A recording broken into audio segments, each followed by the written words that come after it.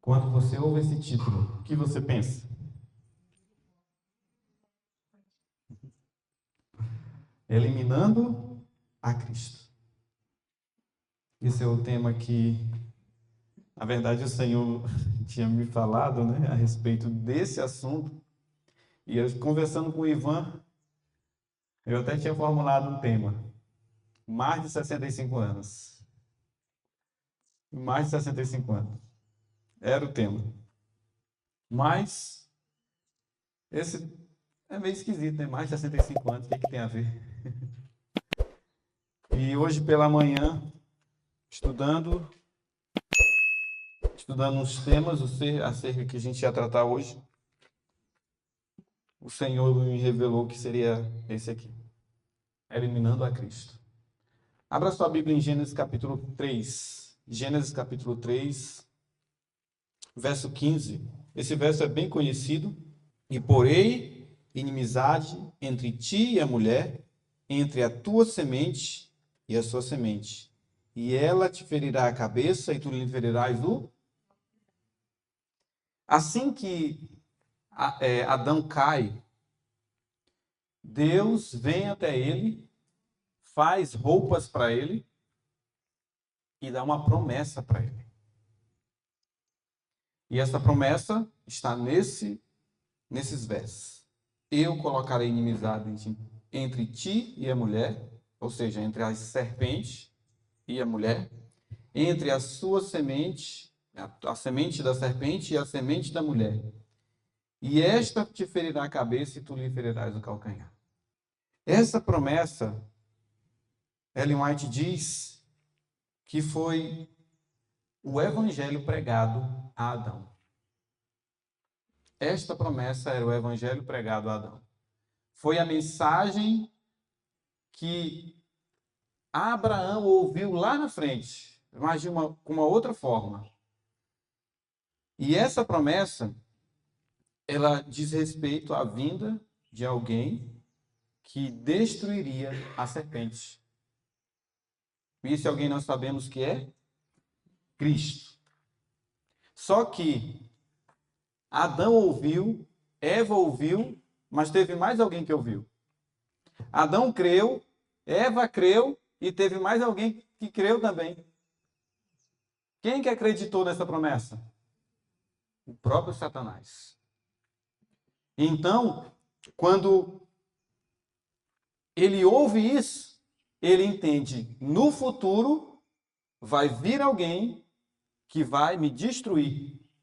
Foi isso que ele entendeu imediatamente. Não só ele, Adão e Eva compreenderam também que alguém viria no futuro que ia esmagar a serpente, ia aniquilar a serpente, ia aniquilar Satanás. E isso foi a esperança de Adão e Eva. No livro manuscrito, é uma carta de Ellen White, ela diz assim: esta foi a primeira promessa de um Salvador que se ergueria no campo de batalha para contestar o poder de Satanás e prevalecer contra ele. Adão e Eva tinham um intelecto muito melhor do que o nosso. Então, quando eles ouviram, eles imediatamente compreenderam que Deus queria falar para eles. Quando falou, porém, inimizade entre ti e a mulher, entre a serpente e a mulher. Ellen White diz mais no Deserto da Tentação: Satanás tinha um interesse peculiar em observar o desenvolvimento dos eventos que se seguiram imediatamente à queda de Adão, para saber como seu trabalho havia afetado o reino de Deus e o que o Senhor iria fazer com Adão por causa da desobediência. Então ele viu, ele causou a queda e ficou aqui observando para ver o que ia acontecer. E o Senhor dá a promessa. E aí ele começa a entender. Só que Adão é expulso do jardim com Eva, e logo em seguida, a palavra do Senhor diz que eles têm um filho. Abra sua Bíblia, capítulo 4 de Gênesis. Diz assim: O verso 1. E Adão conheceu a Eva, sua esposa, e ela concebeu e teve Caim. E disse, concebi um homem do Senhor. Na minha versão diz assim. No livro Grande Movimento Adventista, Loughborough, um dos pioneiros da nossa igreja, escreve e ele relata a respeito disso. Observe por que Eva fala isso, essa frase, conseguir um varão com auxílio do Senhor, adquirir um varão. O Senhor não lhes propôs a esperança de imediato, revelando-lhes que se passariam centenas de anos até a vinda da semente prometida. Isso lhes entristeceria o coração. Então Deus não revelou. Foi permitido pensar que a primeira criança nascida seria a semente. Então, Deus não revelou que seria muito depois. Foi permitido eles pensarem que a primeira pessoa que nascesse, essa seria a semente que ia esmagar a cabeça da serpente. Foi permitido pensar isso. E que, de alguma maneira, o Éden seria logo restaurado e novamente teriam acesso à árvore da vida. Quando Caim nasceu, Eva exclamou, adquiri um varão com auxílio do Senhor. Alguns eruditos da língua hebraica defendem que, traduzido de forma fiel, o texto diria assim, adquiri um varão, o Senhor. Continuando. Ou seja, aqui está a semente que realizará o tremendo feito de derrotar a Satanás. Era isso que Eva estava falando quando ela disse, adquirir um varão, o Senhor. Não há registro de que Eva tenha pronunciado algo parecido por ocasião do nascimento de Abel. Era naturalmente, ela naturalmente poderia e deveria supor que seria o primogênito que a promessa se cumpriria. Que seria no primogênito. Suas esperanças devem ter diminuído, ou mesmo morrido, ao ser revelado o caráter de Caim e ao testemunhar a conduta perversa que levou a matar o seu irmão. Quando ela viu o caráter de Caim se desenvolvendo, ela ficou quase sem esperança. Não era ele. Não era ele. Satanás não ouviu o que Deus tinha falado a respeito da semente? Sabe o que foi que Satanás fez? Começou a trabalhar.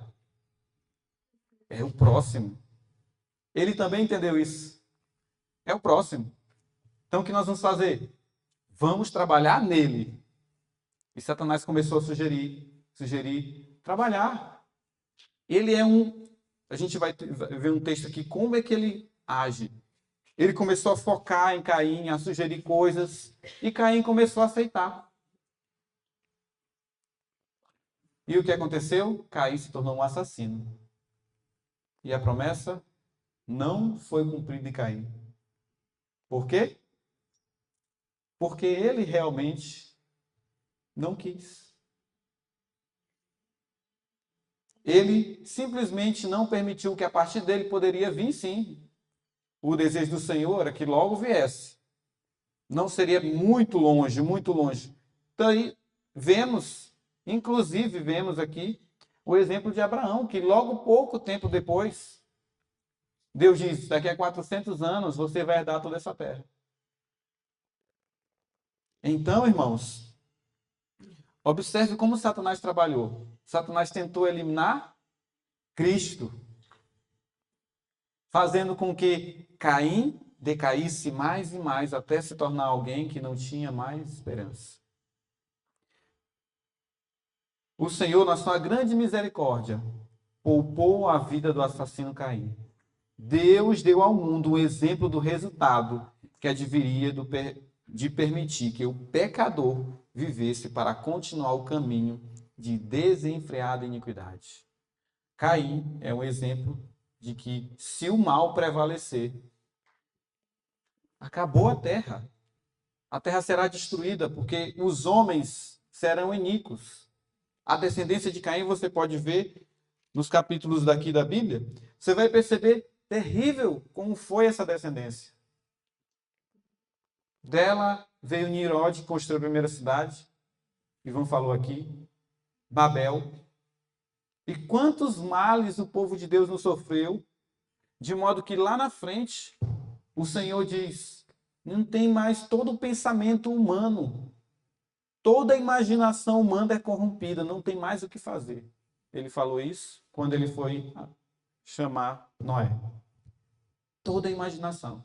Esse foi o desenvolvimento natural da obra de Satanás em Caim e sua geração.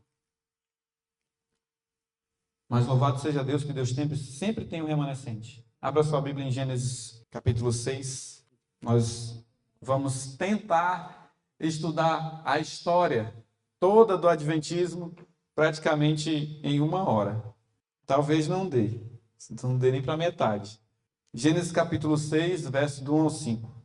Diz assim: E aconteceu que, quando os homens começaram a se multiplicar sobre a face da terra, e filhas lhe nasceram, e os filhos de Deus viram que as filhas de Caim, que eram as filhas dos homens, eram belas, e tomaram para si esposas de todas as que escolheram.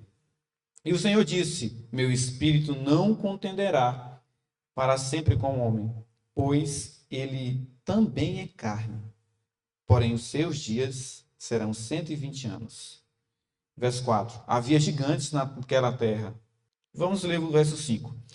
E Deus viu que a maldade do homem era grande na terra, e toda a imaginação do pensamento do coração humano era vil continuamente. Então Deus decide eliminar o pecado da terra e levantou Noé como um pregador de justiça. Ellen White disse que cada batida era uma pregação. Cada batida era uma pregação. E Deus levantou Noé. No grande conflito, ela diz assim: pela influência e ensino e exemplo de Caim, multidões de seus descendentes foram levadas ao pecado, até que a maldade do homem se multiplicou sobre a terra, e toda a imaginação do pensamento de seu coração era só má continuamente. A terra, porém, estava corrompida diante da face de Deus, e encheu-se a terra de violência. Foi isso o desenvolvimento do plano de Satanás de eliminar Cristo. Mas vimos o exemplo de Noé. A terra foi destruída. E de Noé saiu 3 filhos. Sem, Cã e Jafé. Sem, Cã e Jafé. E a história continuou. E Sem gerou filhos, Cã e Jafé. Cã nós conhecemos bem quem são.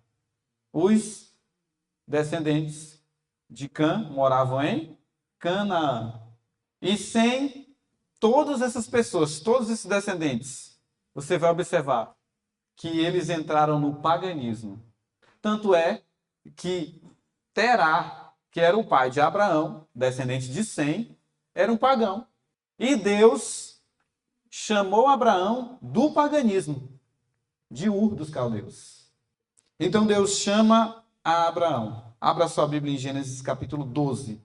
Deus chama Abraão. Abraão vai para a terra de Canaã e lá começa a peregrinar, mas há fome na terra. Gênesis capítulo 12, verso 10 ao 20. Se alguém puder ler em voz alta, será muito bom. 10 ao 20 do 12. E havia fome naquela terra, e desceu Abrão ao Egito para peregrinar ali, porquanto a fome era grande na terra. E aconteceu que, chegando ele para entrar no Egito, disse a Sarai, sua mulher: Ora, bem sei que és mulher formosa à vista. E será que, quando os egípcios te virem, dirão: Esta é sua mulher, e matar-me-ão a mim, e a ti te guardarão em vida. Dize, peço-te, que és minha irmã, para que me vá bem por tua causa, e que viva minha alma por amor de ti. E aconteceu que, entrando Abrão no Egito, viram os egípcios a mulher, que era muito formosa. E viram-na os príncipes de Faraó, e gabaram-na diante de Faraó. E foi a mulher tomada para a casa de Faraó. E fez bem a Abrão por amor dela. E ele teve ovelhas, vacas, jumentos, servos e servas, jumentas e camelos. Feriu, porém, o Senhor a Faraó e a sua casa, com grandes pragas, por causa de Sarai, mulher de Abrão. Então chamou Faraó a Abrão, e disse: Que é isto que me fizeste? Por que não me disseste que ela era tua mulher? Porque disseste: É minha irmã, por isso a tomei por minha mulher. Agora, pois, eis aqui tua mulher, toma-a e vai-te. E Faraó deu ordens aos seus homens a respeito dele, e acompanharam-no, a ele, e a sua mulher, e a tudo que tinha. Amém. Deus, no capítulo 12, no verso 1, dá uma promessa a Abraão: em ti serão benditas todas as famílias da terra. Quem estava ouvindo essa promessa? Satanás.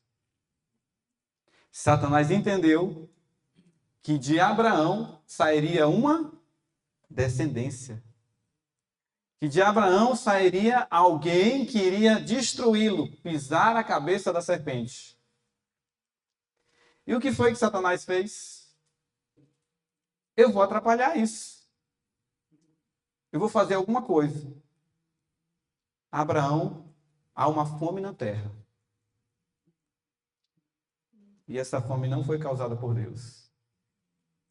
Onde Abraão estava havia fome. E ele viu, no Egito não há. Vou para onde? Para o Egito. Tudo bem, foi para o Egito. Quando ele chegou lá, a esposa dele, a palavra do Senhor disse que ela era formosa. Mas quantos anos Sara tinha? Com quantos anos Abraão recebeu a promessa? 75. Sara tinha quantos anos a menos que Abraão? A Sara tinha 10 anos a menos que Abraão. Mas eles já tinham recebido a promessa havia um tempo. Então Sara tinha mais de 65 anos. Quando eles foram para onde? Para o Egito. E quando o faraó olha uma mulher de mais de 65 anos, o que acontece? Que mulher maravilhosa. Que mulher linda. E ela era formosa. O costume do Egito não era casar com mulheres velhas. As mulheres casavam com 12 a 15 anos. Não era esse costume. E como funcionava o casamento do Egito? Ia lá um rapaz, pegava a mulher e levava para sua casa. E esse é o casamento. Não tinha religião, não tinha nada religioso, nenhum contrato assinado. Era assim que funcionava. Observe, Abraão, no caso aqui, quando ele vai chegando no Egito, ele começa a ver que a esposa dele é bonita, mas não é tão nova. Só que ele tem medo. E ele diz: Sara, diz que tu é minha irmã. E era verdade, entre aspas. Ela era filha de quem?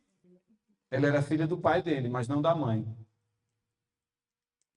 Então não era tão mentira assim. E eles entram no Egito com essa nova identidade de Sara. Satanás estudou, irmãos, isso. Ele sabia que ele teria que fazer alguma coisa, ou com Abraão, ou com Sara, para que a promessa, quem era a promessa? Cristo. Para que Cristo não nascesse daquela união, aquela unidade. Então, ele estudou e viu a melhor forma. E o que ele fez? Fez Faraó, os príncipes de Faraó, ver a beleza de Sara. Observe, Abraão não se vestia, nem Sara se vestia como os egípcios. Ela se cobria. Abraão também. E como os egípcios se vestiam? As mulheres com roupas apertadas, transparentes, sensuais. Sara não tinha essas vestes. E mesmo assim chamou a atenção do faraó. Ellen White diz assim: quando vi, falando a respeito de Satanás, Ele apoiava o queixo sobre a mão. Parecia estar em profundos pensamentos. Tinha um sorriso no rosto, o qual me fez tremer. Tão cheio de maldade e dissimulação satânica era ele.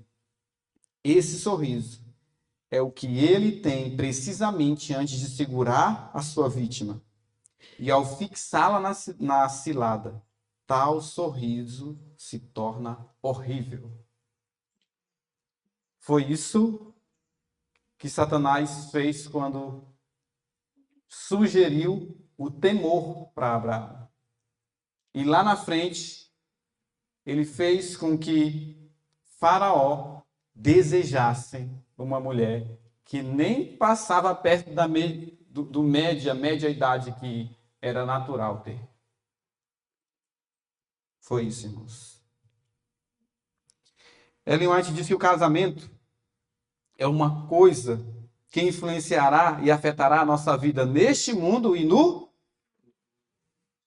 Um cristão sincero não levará avante seus planos sem conhecer que Deus lhe aprove as intenções. Não quererá escolher por si, mas sentirá que Deus deve escolher. Não temos de nos guardar a nós mesmos, não temos de nos agradar a nós mesmos, pois Cristo não se agradou a si mesmo. Sabe o que o Senhor está falando? Esse é um grande problema em nosso tempo, irmãos. Estamos tentando sempre nos agradar. E Satanás sabe disso. Então ele sugere coisas que nos agradam e que desagradam a Deus, que eliminam a Cristo da promessa. Sara foi para a casa de Faraó, está escrito aqui. E o Senhor, eu vou ler no verso 15. Também os príncipes de Faraó viram e a elogiaram diante de Faraó. E a mulher foi levada à casa de Faraó. Como eu falei, o costume da época, irmãos, é quando um homem pegava uma mulher e levava para sua casa, era um casamento. Quando isso aconteceu, o que Deus fez? O que Deus teve que fazer? Eu sempre fiquei pensando, por que Deus teve que intervir? Por que Deus teve que intervir? Lembre-se, uma outra informação. Naquela época, as mulheres e os homens só casavam quando queriam. Elas eram escolhidas, elas escolhiam. No Egito já era assim. Enquanto nos tempos bíblicos era apresentado. Ah, está aqui minha filha, da minha família, minha prima. Aí a pessoa se casa com a prima, com a irmã. E o Egito era mais evoluído nesse sentido. Então, por receio de que Abraão morresse, Sara escolheu Faraó. Se não fosse isso, ela não ia para lá. E Abraão seria descoberto como o marido dela. Então, para evitar que Abraão morra, seu marido morra, ela tensionou em fazer isso. Deus viu e imediatamente interviu. Isso foi tão nítido que o próprio Faraó fez o quê? Entendeu que Sara era mulher de... E o Senhor atormentou o Faraó e a sua casa com uma grande praga, ou com grandes pragas, por causa de Sara, esposa de Abraão. O que Satanás queria com isso? O que Satanás queria? A eles foram dadas a promessa de Cristo. Cristo viria deles. Satanás viu isso e disse, não vai ser assim. Agora imagine se Deus não intervém e Sara se casa com esse homem. E Faraó conhece Sara, como a Bíblia relata, né? E conheceu, quer dizer, teve intimidades. E se isso acontece, imagine. O que ia acontecer com a promessa? Satanás estudou, meus irmãos. Satanás estudou. Ele estuda tudo. Ele sabe os casamentos. Ele conhece os apetites de cada um. E ele sugere pessoas para se casar. Pessoas essas que não vão gerar descendentes para o reino dos céus. Ele sabe disso. Pessoas que se conhecem por afinidades sensuais, sem que Deus escolha. Olha o que está escrito. Os verdadeiros cristãos, eles sentirão que Deus deve fazer o quê? Você precisa orar muito mais para que Deus te apresente a pessoa. Satanás faz o quê? Só olhe. Olhei, gostei, é minha. Vou lá, dar em cima, pareço que sou um príncipe, dou flores, todo dia estou aqui mandando mensagem, me aproximo. É assim que é o modo de Satanás. Apresento o que eu tenho de melhor. Irmãos, vocês já pararam para pensar por que artistas, por que cantores, por que gente famosa, que é bonito, que se casa, com poucos meses se separam? Tem gente com poucos dias se separa. Que beleza! Não suporta relacionamento. Pessoas que gastam milhões em casamento. Milhões, verdadeiras fortunas. Com poucos dias se divorciam. Porque estão se casando com exterior. E nós somos assim. Nós vemos as pessoas de forma exterior. Veja o exemplo de Samuel. E Deus diz assim, não escolha. Eu vejo o coração. Com poucos dias, você casado com uma mulher linda, e você sendo lindo, o seu exterior será revelado. E o exterior dela também. Ou, perdão, o interior. Então, Satanás tem trabalhado nisso. Trabalhado na formosura. Trabalhado no externo. Porque ele sabe que se ele conseguir destruir uma família aqui, vai virar o caos que nós estamos vivendo. É isso. Que mesmo no nosso meio está. Que é um caos na família. Que a paz longe dos filhos, filhos longe do pai. Por isso que a obra do terceiro Elias é fazer o quê? Que o terceiro Elias vem. Nós vamos ver isso mais na frente. Durante sua permanência no Egito, Abraão deu prova que não estava livre da fraqueza e imperfeição humana. Ocultando o fato de que Sara era sua esposa, evidenciou desconfiança no cuidado divino. Sara era formosa à vista, e ele não duvidou de que os egípcios de pele morena cobiçariam a bela estrangeira, e que, a fim de consegui-la, não teria escrúpulo de matar o seu marido. Raciocinou que não seria culpado de falsidade ao apresentar Sara como sua irmã, pois ela era filha de seu pai, posto que não de sua mãe. Patriarcas e profetas. Mas esta ocultação de verdadeira relação entre eles era engano. Nenhum desvio da integridade, da estrita integridade, pode encontrar a aprovação de Deus. Devido à falta de fé por parte de Abraão, Sara foi posta em quê? Que perigo foi esse? Será se casar? Sara foi posta em grande perigo. O rei do Egito, sendo informado de sua beleza, fez com que ela fosse levada ao seu palácio, tensionando fazer dela sua esposa. Mas o Senhor, essa frase aqui me lembra algo. O Senhor, em sua grande misericórdia, fez o quê? E no nosso tempo, o que o Senhor fez em sua grande misericórdia? O Senhor, em sua grande misericórdia, levantou os pastores Jones e Wagner com uma mensagem. Quando eu li isso aqui, eu disse, gente, Deus é misericordioso mesmo. Porque se não fosse a misericórdia de Deus, Sara estaria casada com o faraó. Abraão ia ficar como? Como é que a descendência ia continuar? Eliminaria Cristo. E no nosso tempo, o Senhor, em sua grande misericórdia, enviou 2 pastores com uma mensagem. E essa mensagem traz Cristo. Foi isso que o Senhor fez em sua grande misericórdia. Traz Cristo para habitar dentro de nós, para viver em nós. E isso é maravilhoso, irmãos. Mas Satanás sabe disso. E ele tem feito planos, ele tem estudado. Cada um de nós aqui, ele tem estudado. E ele tem sugerido planos para que nós caiamos. O Senhor, em sua grande misericórdia, protegeu Sara, enviando juízo sobre a casa real.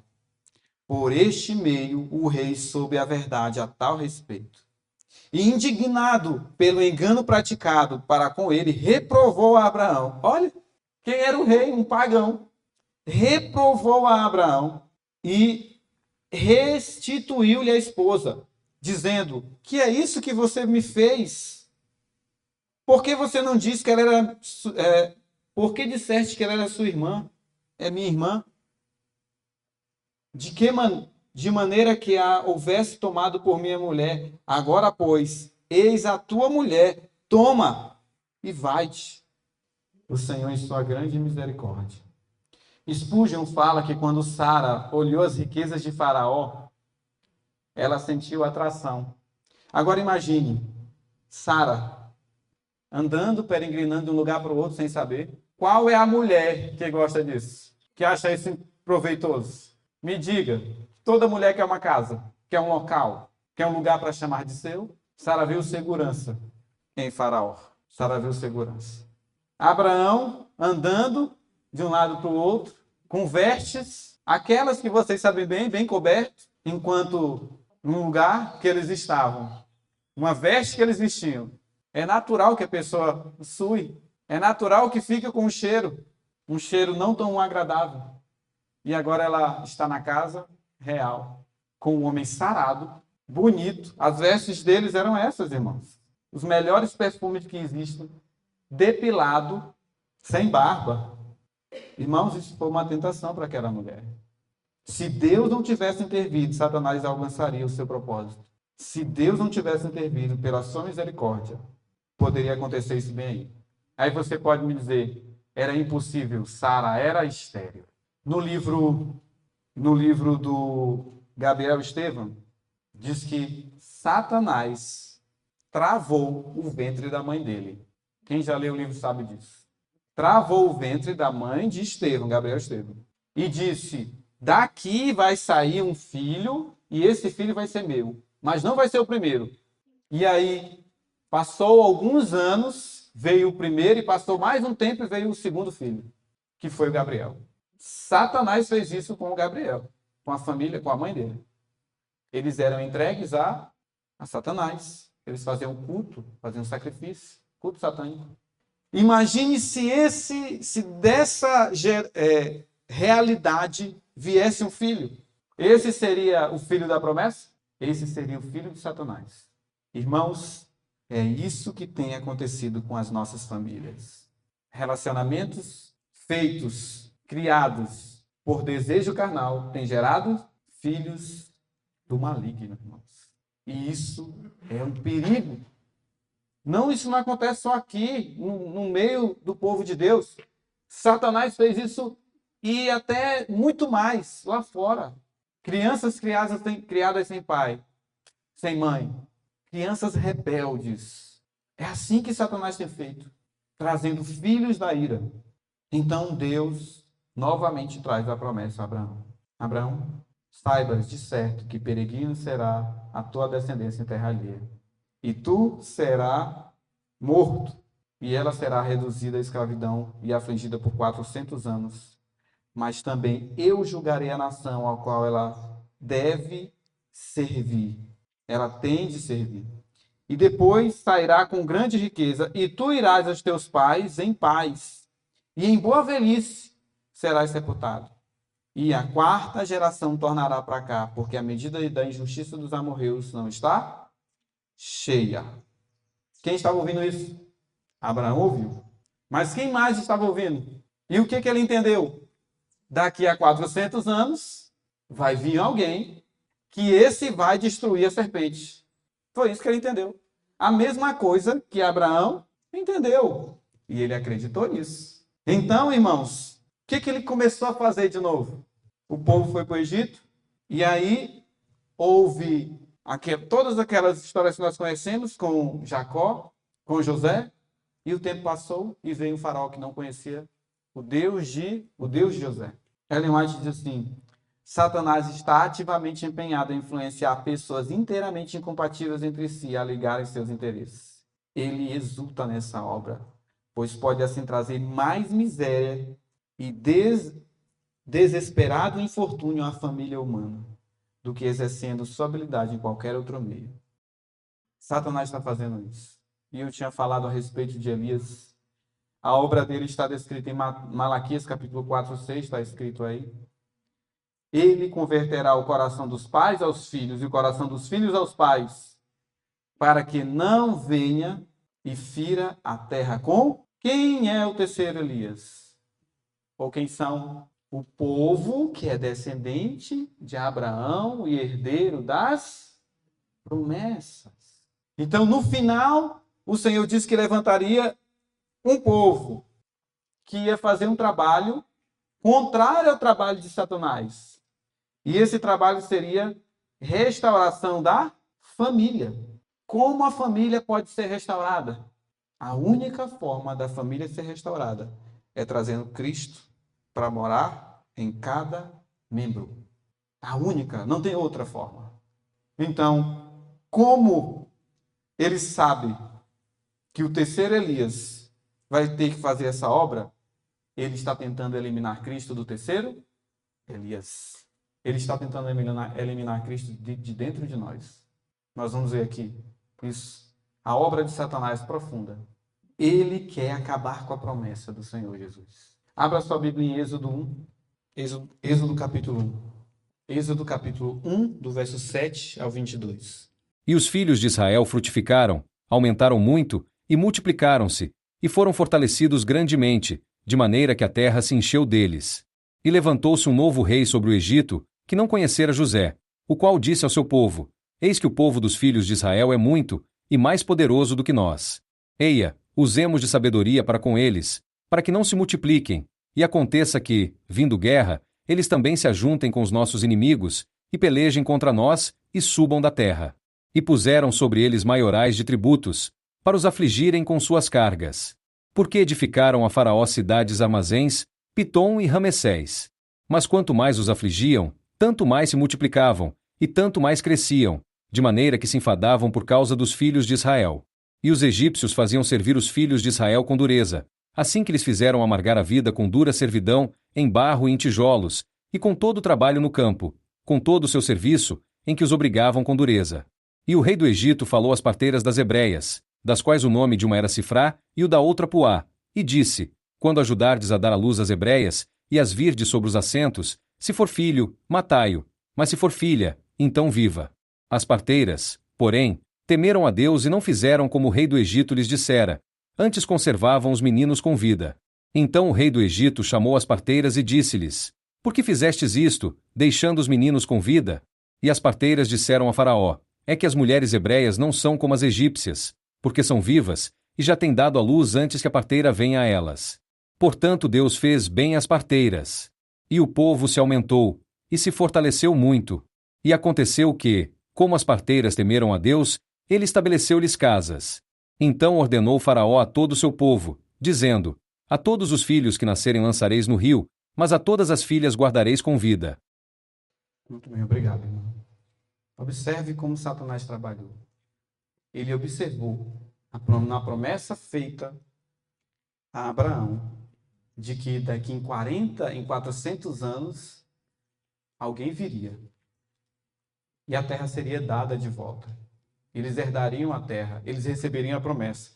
Satanás viu um desenvolvimento anormal. A Bíblia diz que o povo de Israel começou a procriar, a aumentar muito. Então, ele foi no faraó e disse: Isso não pode acontecer.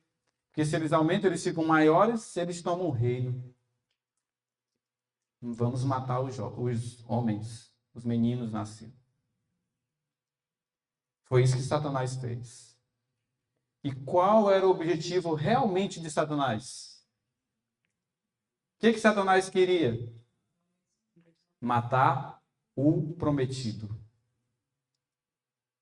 por quem a promessa seria cumprida. Irmãos, o plano dele quase foi executado. Quase. Se não fosse a misericórdia de Deus, quase ele conseguiria destruir Moisés. Israel estava se tornando muito numeroso. Frutificaram e aumentaram muito, e multiplicaram-se, e foram fortalecidos grandemente, de maneira que a terra se encheu deles. E no final do verso que nós lemos, então ordenou o faraó a todo o povo, dizendo: a todos os filhos que nascerem lançareis no rio, mas a todas as filhas guardarei com vida. Patriarcas e Profetas diz assim: enquanto este decreto estava em pleno vigor, um filho foi nascido de Arão e Joquebede, israelitas devotos da tribo de Levi. A criança era um menino formoso, está escrito em Êxodo. E os pais, crendo que o tempo da libertação de Israel estava próximo e que Deus levantaria um libertador do seu povo, os pais acreditavam nisso porque estava no tempo. E Satanás sabia que estava nesse tempo. Resolveram que seu filhinho seu filhinho não fosse sacrificado. E a fé em Deus fortalecia o seu coração e não temeram o mandamento do rei. Observe como Satanás agiu. Aí nós conhecemos bem. Deus, em sua grande misericórdia, fez o quê? Poupou a vida desse filho dele. E não só poupou, permitiu que ele fosse educado por sua mãe. Eles colocaram o filho lá no cesto, o Senhor guiou, anjos estavam ali guiando, e o Senhor guiou até a princesa de Faraó. E ela pegou a criança e amou a criança. E quem estava olhando? A irmãzinha dele, de Moisés. E ela imediatamente sugere, como a princesa de Faraó não amamentava, então conseguiu um trabalho para a mãe, para Joquebede, que era cuidar do seu próprio filho. Pela misericórdia de Deus, os princípios do céu foram implantados naquela criança. Mas ele não entendeu bem, porque ele queria derrubar o reino e libertar Israel pela força. E não é pela força e nem pelo poder. É pelo Espírito de Deus. Então, ele teve que ir para onde? Para o deserto. E passou 40 anos. Moisés agora já tinha 80 anos e volta para o Egito. Abra sua Bíblia em Êxodo 5, só algumas páginas para frente. Êxodo capítulo 5, nós não leremos todos os versos, mas seria bom você ler todos esses versos quando chegar em casa.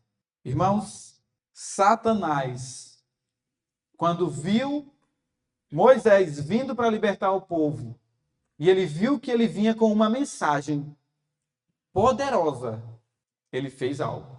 Quando Moisés chega e diz: deixa o meu povo ir para que me sirva. E aí ele vai no povo e começa a pregar para o povo a respeito do sábado. Ellen White disse que ele pregou a respeito do sábado, que o povo não guardava mais. E o povo começou a guardar o sábado. Sabe o que acontece? Leia o verso 4. Olha o que diz no verso 4 de Êxodo capítulo 5. Então disse-lhes o rei do Egito, Moisés e Arão: por que fazeis cessar o povo das suas obras? Ide as vossas cargas. Verso 5 diz assim: eis que o povo da terra agora é muito, e vocês estão fazendo ele descansar das vossas cargas. Satanás começou a trabalhar. E aqui é o ponto principal que nós vamos começar a ver a partir de agora. Ele diz assim: não dê mais palha para eles. Eles vão ter que construir a mesma quantidade de tijolos, sem a palha. Eles têm que ir buscar a palha. Olha a forma como Satanás trabalhou. Verso 8. E a conta dos tijolos que fazia até agora, esta porei sobre eles. Não diminuireis coisa alguma, pois eles estão ociosos. Por isso clamam, dizendo: deixa-nos ir sacrificar ao nosso Deus. Verso 9. Olha o que Faraó falou. Mas observe, não era Faraó falando isso. Olha esse verso 9. Que mais trabalho seja colocado sobre os homens, para que neles se ocupem e não considerem palavras vãs. Irmãos, quando eu li esse texto lá em casa, eu fiquei pensando, meu pai, Satanás está fazendo uma obra na minha vida. Foi exatamente isso que eu entendi. Ponha mais trabalho sobre eles, para que eles não considerem palavras vãs. Sabe o que isso quer dizer? Ocupem. Ocupe ele de coisas para fazer, para que eles não tenham tempo de estudar a palavra, de me buscar. Foi exatamente isso que Satanás fez. Aumentou as cargas do povo para que eles não buscassem o Senhor. De modo que o povo começou a trabalhar todos os dias, porque eles tinham que dar conta do serviço. Irmãos, Satanás tem aumentado as nossas cargas e nós aceitamos isso. Satanás tem roubado o nosso tempo e nós aceitamos isso. Satanás tem feito pessoas passar horas subindo vídeo de 1 minuto nas redes sociais. Horas, horas e horas. Foi isso que o Senhor me falou, irmãos. Para que não tenham tempo de considerar essas palavras, que são palavras da vida eterna, para que eles considerem essas palavras como vãs, como sem valor. É isso que Satanás tentou. E ele fez, e ele tem prosperado nisso. De modo que a gente às vezes passa um dia e não ora nem 1 minuto. Se ora muito é 5 minutos num dia. Isso é a mais pura verdade. Ele tem feito nós almejarmos as glórias desta terra. Contemplarmos a promessa da terra física e esquecermos da herança eterna. Esquecermos de Cristo. Não recebermos a Cristo. Que mais trabalho seja colocado sobre os homens, para que eles se ocupem e não considerem essas palavras. E dessa forma, irmãos, sabe o que ele faz? Ele elimina Cristo do nosso coração. É assim que Satanás tem feito. É dessa forma. Satanás tem trabalhado. E não foi só lá atrás. Hoje, ele tem quase 6.000 anos de experiência. E pela misericórdia de Deus, Deus levantou uma mensagem que ilumina, que prepara o povo. Quantos de nós temos interesse pela mensagem que Deus tem levantado? Eu não digo só interesse de vir aqui, investir um valor e assistir, não é isso. Quantos de nós estamos gastando tempo para comer esses livros? Para mastigar em oração, clamando a Deus, Senhor, me ajude a compreender. Quantos? Satanás tem prosperado, irmãos, para que nós consideremos essas palavras como vãs. Ellen White tem uma visão, deixa eu ver se eu consigo encontrar aqui, e ela vê o planejamento de Satanás. Está escrito no Testemunho para a Igreja. Então ela tem essa visão a respeito de Satanás e ela vê como Satanás iria trabalhar no nosso tempo para que nós consideremos essas palavras, que são palavras da vida eterna, como vãs. Há um tempo atrás eu peguei um texto que eu achei maravilhoso, mas eu usava esse texto para defender o meu posicionamento. Aquele, não se assenteis na poltrona de Satanás, dizendo que é impossível vencer o pecado. Sabe o que ela diz logo em seguida? É impossível, separado de Cristo. Essa segunda parte, eu li e reli tantas vezes, e nem me veio à mente. Eu só ligava para a primeira parte. que usava para defender o argumento que tem que vencer o pecado, sem Cristo. E realmente é impossível. Se você pegar o texto inteiro que ela fala, depois de não vos assenteis na poltrona de Satanás dizendo que é impossível vencer o pecado, ela vai falar sobre Cristo o texto inteiro para baixo. Você vai ficar maravilhado. Tudo é nossa escolha. Satanás só sugere. Nós aceitamos ou não as sugestões do inimigo. Aqui diz assim, diz o grande enganador. Olha o que Satanás fala, e Ellen White vê ele falando numa reunião com os demônios para tentar atrapalhar o povo de Deus. Devemos vigiar aqueles que estão chamando a atenção do povo para o sábado de Jeová. Eles levarão muitos a ver as exigências da lei de Deus. E a mesma luz que revela o verdadeiro sábado, revela também a missão de Cristo no santuário celestial. E revela que a última obra para a salvação do homem está agora indo avante. Conservai nas trevas a mente do povo até que esta obra termine e teremos conseguido o quê? O mundo e a igreja. É isso que Satanás tem feito. Ele tem sugerido isso para o povo de Deus, não é só para o mundo, não. É para a igreja de Deus. Continuando. Influenciarei os pastores.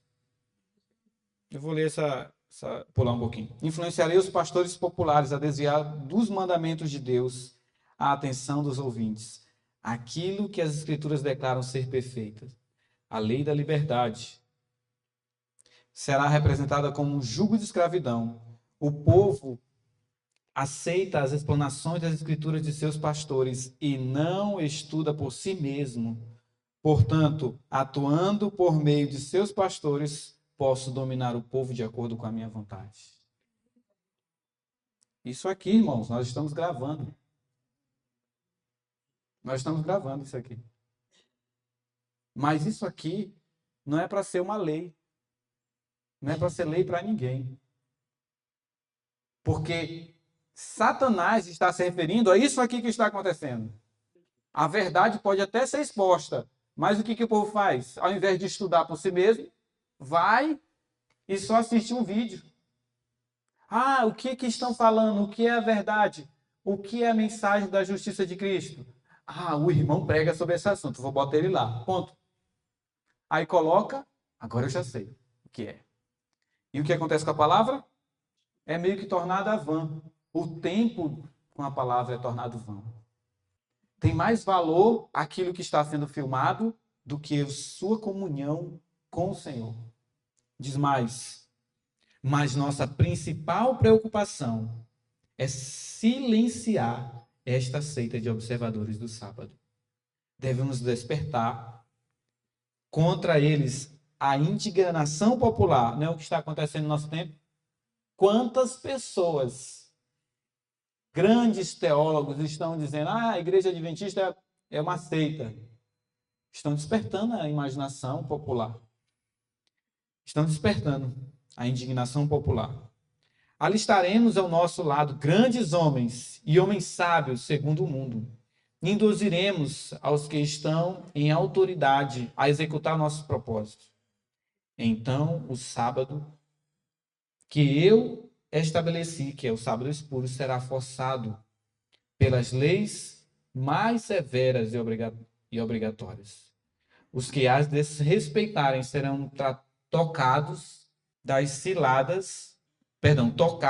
cidades e vilas levados a passar fome e privação. Uma vez que tenhamos o poder, mostraremos que podemos fazer com os que não se desviaram da sua fidelidade a Deus. Isso Satanás tem feito, irmãos. E ele vai alcançar o seu objetivo. Mais na frente ele diz, mas antes de adotarmos tais medidas extremas, devemos exercer toda nossa sabedoria e sutileza para enganar os que honram o verdadeiro sábado e engodá-los. Podemos separar muitos de Cristo pela mundanidade, luxúria e orgulho pela mundanidade, luxúria e orgulho, acho que está onde está aqui, podem julgar-se salvos, porque creem na verdade, mas a condescendência com apetite, as paixões baixas, que circundarão o juízo e destruirão o discernimento, causar-lhe-ão a queda. Ide, fazer com que os donos de terra e de dinheiro se embriaguem nos cuidados dessa vida. Foi exatamente o que Faraó fez. E Faraó prosperou no tempo dele e prosperou no nosso tempo. Satanás, irmãos, tem trabalhado. E para uns, ele sugere o que o texto está falando aqui, ó. Orgulho, mundanidade, para separar muitos de Cristo, para eliminar Cristo das pessoas. E ele faz as pessoas terem condescendência com o apetite, com as paixões mais baixas que confundirão o juízo. É isso que Satanás tem feito. Eu estava pregando em um certo lugar e um pregador bem conhecido chegou para mim no almoço, nós tínhamos almoçado, e uma pessoa trouxe suquinho, aqui eu não sei o nome, dindim lá no Ceará, que chama, no Maranhão suquinho, sacolé, chup-chup, é isso. E trouxe, eu disse, não, meu amigo, muito obrigado. Eu acabei de comer, não é muito bom tomar esse suco de fruta, né, congelado. Aí esse pregador chegou para mim e disse assim, deixa de legalismo, meu irmão. Isso é legalismo. Aí realmente, eu vou comer. Aí peguei todos os dias eu comecei a comer a chupar, sei lá o nome que, dindinho, eu vou falar assim, suquinho. Todo dia a gente começou, depois do almoço, era um lugar muito quente, então a gente terminava de almoçar e já comprava vários. E fui para casa. E cheguei em casa, eu estava com vontade de beber água, mas no supermercado só tinha água com gás. E aí eu até falei para esse homem, rapaz, não tem água sem gás. Eu até gosto de água com gás, mas me faz mal para todo mundo, né? Gás carbônico. Aí ele disse assim para mim, meu irmão, não tem problema não. Beba. Você está com sede? Pode beber. Eu bebo várias. E eu comprei ela com gás. Isso aqui é a garrafa de água com gás, mas não tem, né? Claro. Foi a garrafa que eu comprei. E toda vez que eu ia na cidade e estava com sede, eu bebia uma aguinha com gás para arrotar. Ele diz assim, ele falou para mim, Cristo nos dá liberdade. Você é livre em Cristo. É liberdade cristã. Tudo bem. E os dias passaram. E eu comecei a sentir um desconforto. Quando eu comia, começava a encher aqui, bem aqui. Começava a encher por dentro. Começava a me comprimir meus órgãos e subia. Começou, aí morria aqui bem aqui no peito. Estranho, muito estranho, não sei o que é isso. E aí o tempo foi passando. E o negócio foi subindo mais. Hoje, irmãos, o negócio está bem aqui. Quando eu como, acontece essa reação e vem até aqui, fica entalado na garganta. Às vezes eu não consigo nem me debruçar. E por que eu estou falando isso? Porque Satanás tem sugerido paixões e apetites. E eu com a luz de que não poderia fazer isso. Porque o testemunho do Senhor diz que não é para fazer. Que não é para comer nada gelado. Porque drena as energias vitais. Isso está no livro Conselho sobre o Regime Alimentar. Eu cedi, porque alguém de maior autoridade, de maior estudo, disse que isso era tranquilo e que se eu não fizesse isso, eu seria um legalista. Foi isso que aconteceu. Resultado, adoeci. Adoeci, irmãos. Esse é o resultado. O que o Senhor orienta o seu povo. Tem duas formas de a gente ver. Uma, como morte. Como Esaú viu. Tem duas formas de ver. A outra, como a promessa do Senhor para salvar o seu povo. É isso. O que o Senhor orienta é vida. Por isso que a palavra do Senhor, a lei, os 10 mandamentos, é vida. Então, quem entende a mensagem da justiça de Cristo de verdade é livre, mas não para praticar o pecado. É livre não para fazer aquilo que o seu eu deseja, aquilo que o seu coração acha que é o melhor. É livre em Cristo. É livre, mas de acordo com o Senhor.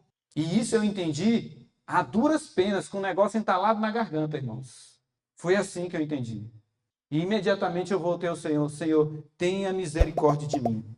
Se o Senhor está falando que faz mal para mim, é verdade, o Senhor me ama, isso é para meu bem, é para o meu bem-estar.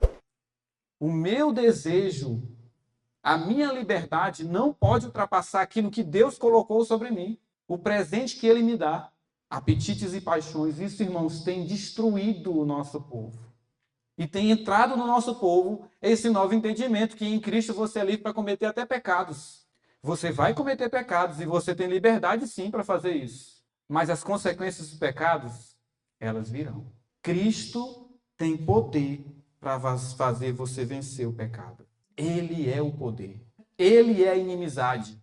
Quando foi falado para Adão, e porém inimizade, sabe o que Deus estava realmente falando? Eu porei Cristo. Eu porei Cristo entre ti e Satanás. Era isso que Deus estava falando para Abraão.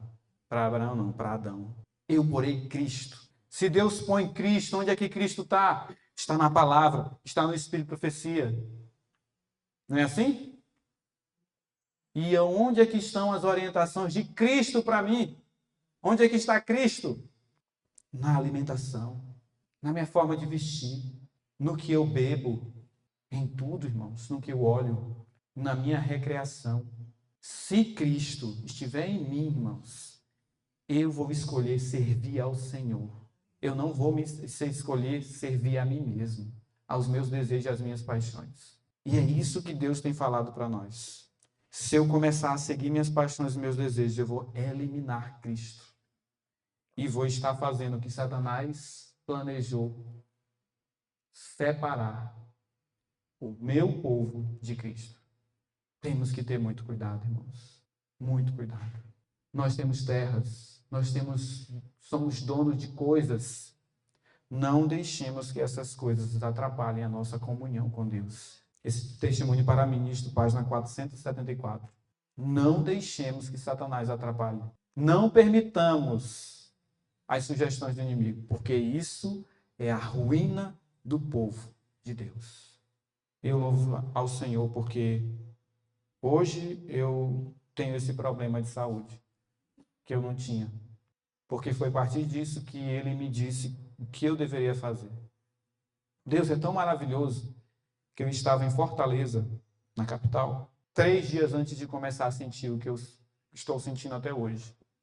E minha esposa, a gente estava numa loja de produtos naturais, nós estávamos comprando algumas coisas para fazer granola, e ela me apresentou um pacote de louro, Só que tinha de 1 quilo e de meio quilo. Mas você sabe que louro é uma folhinha. Aí você vai comprar um pacote de meio quilo. Qual o tamanho isso não dá?